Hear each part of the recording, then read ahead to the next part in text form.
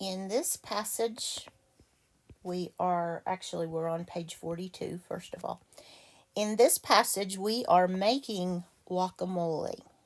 So we are making that Mexican side dish or dip that is so popular. And the first passage is a recipe. It says to make foolproof guacamole, follow this recipe. Ingredients: you need 2 ripe avocados with the pits and skin removed, 1 garlic clove peeled and cut in half, 1 lime cut in half, and 2 sprigs of cilantro minced. Number 1, so this is a step-by-step process. It is a sequence. Rub the inside of your bowl with the cut side of 1/2 of the garlic clove. Cut the avocados into chunks. Put the chunks in the bowl and mash them with a fork. Squeeze the juice of 1/2 of a lime into the avocado. Add the cilantro. Carefully stir ingredients together. Add salt and pepper to taste. Add more lime juice if you need it.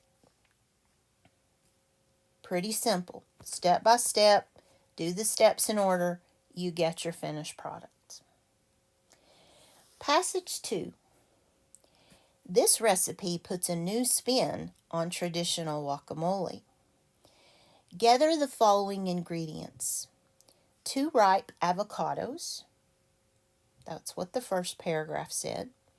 1 finely minced garlic clove. The juice of 1 lime. 2 tablespoons chopped tomato. 2 tablespoons chopped pineapple. 2 tablespoons purple grapes cut into quarters. Salt and pepper, and cilantro is optional. Combine the ingredients.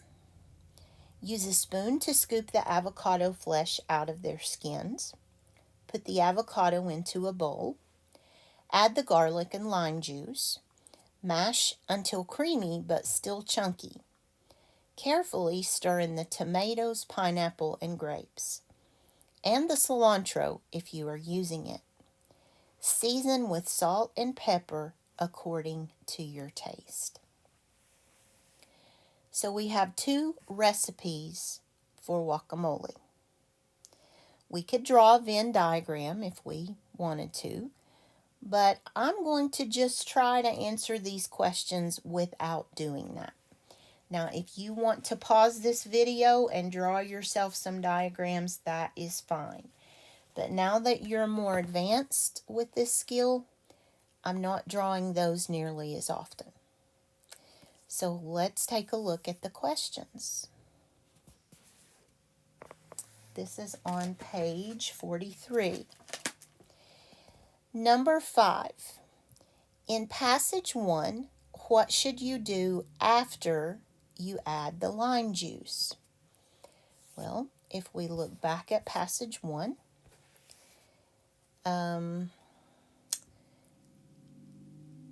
number 3 says to squeeze the lime juice in. Number 4 says to add the cilantro.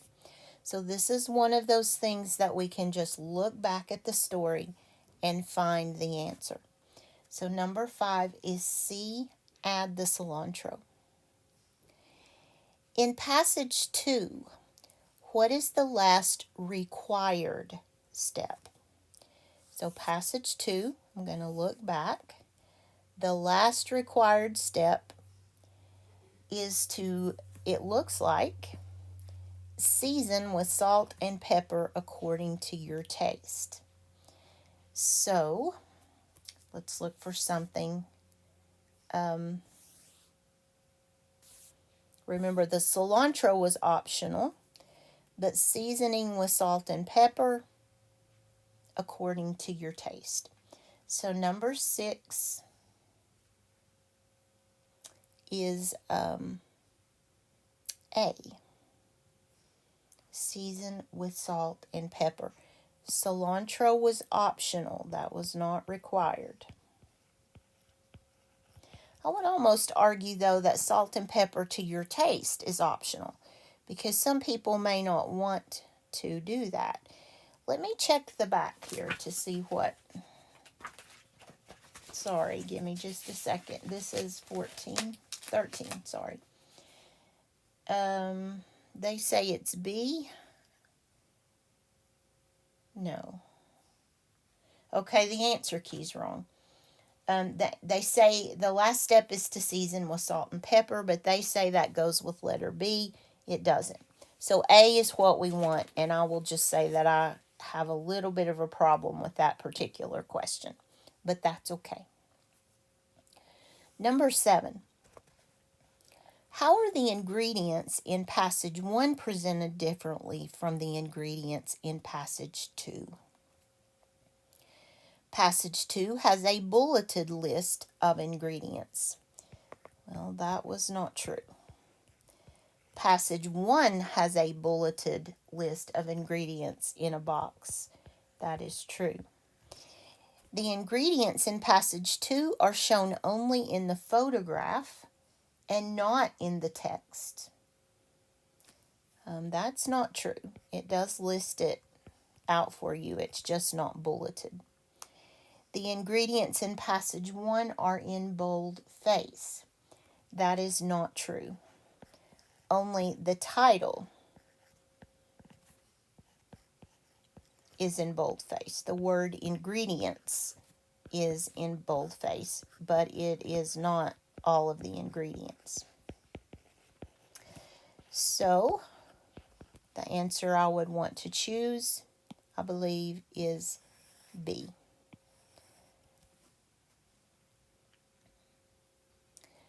Okay, number 8.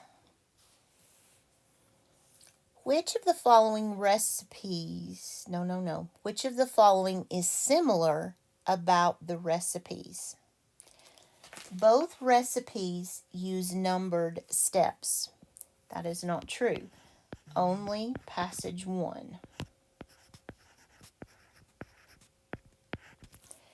Both recipes include chopped tomatoes. No. That is only the second one. Lime juice is an ingredient in both recipes. That is a true statement.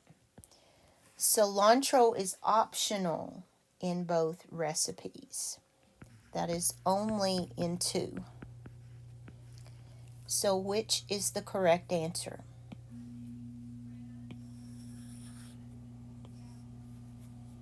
You see that I am reading all my choices and I'm thinking about those carefully. If necessary, you can look back and reread your recipes. Okay, number 9.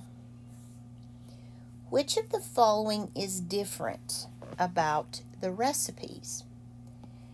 The recipe in passage 2 is a traditional guacamole. That is not a true statement because it says that it is a new spin on the traditional. I've never had pineapple in guacamole. The recipe in passage 1 uses a spoon to scoop out the avocado. I believe that's passage 2, but let me double check. I'm looking back. Yes, this is not passage 1. This is passage 2, so that is not a true statement. Only the recipe in passage 1 calls for using 2 ripe avocados. That is a false statement because they both do.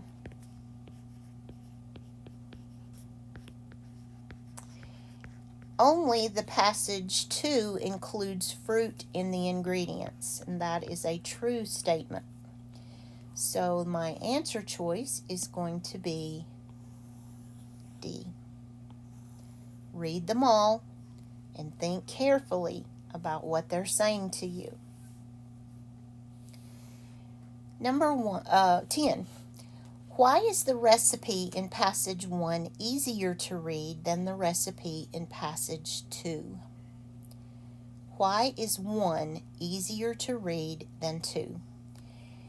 The recipe 1 uses bullets and numbered steps. That is a true statement. Recipe 1 explains what to do with the clove of garlic. That's a true statement. Recipe 2 does not tell you what tools you need.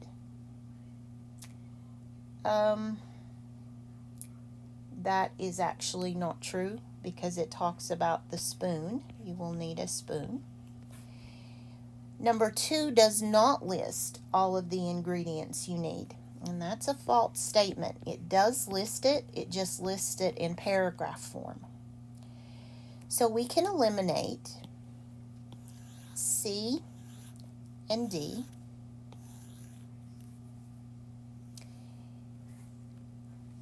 So why is 1 easier to read? It is because of those bullet points. Has nothing to do with the garlic because the recipe has lots more than just the garlic. It's because those bullet points and numbered steps help you to follow the recipe. Okay, again, that passage was a little bit harder than the ones before. You are getting better with this skill, and therefore the passages are getting harder. We are up to a review. We have finished the first half of this workbook, so the next video you see from me will be the Unit 1 review. I would strongly encourage you to try that review before you watch my video. Let this be like a test, a practice test for you. So to do that, let me just write you some instructions here. I want you to try pages 44. Let me look. Through 47.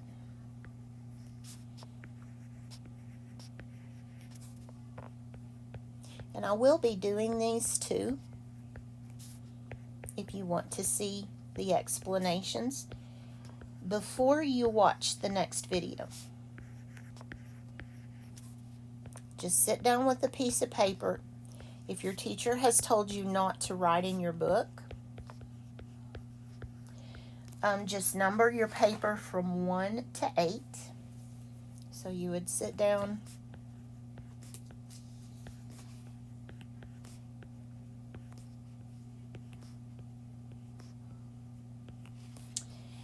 and my benchmark for passing anything is 80%. So let's figure out what you would need to score.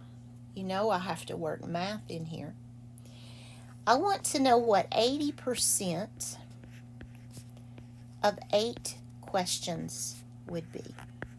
In other words, what is the passing score?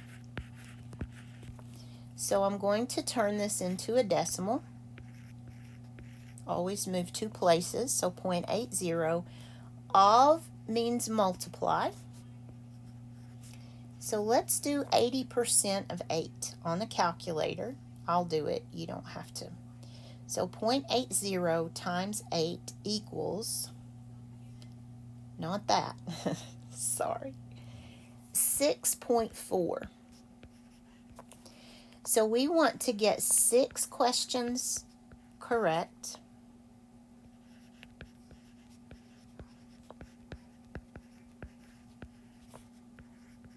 To pass this test. Okay? So I want you to try this passage. That means that you can miss 2 questions, any 2, and still pass this test. So this review is going to review you on all the skills you've learned so far. You might want to even flip back through your notes, definitely your vocabulary words, before you take this practice test. So we're going to call the Unit 1 review. a little mini test. So do that, and then when you get finished with that, come back to the next video and I will go through those with you and we'll see how you did. All right, I'll see you soon. Have a great day.